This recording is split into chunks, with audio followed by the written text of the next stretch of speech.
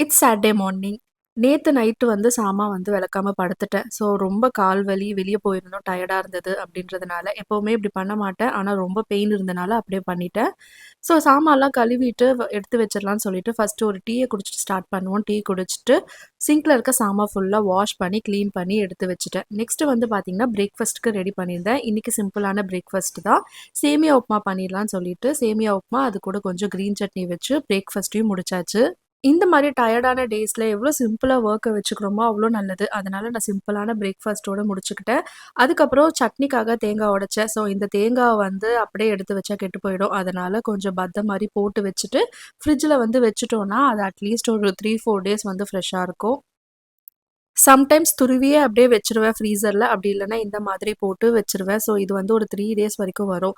அதுக்கப்புறம் பிரேக்ஃபாஸ்ட்ட முடிச்சுட்டேன். இன்னைக்கு ரொம்ப சிம்பிளான சேமியா உப்புமாவும், கிரீன் சட்னியும் தான்.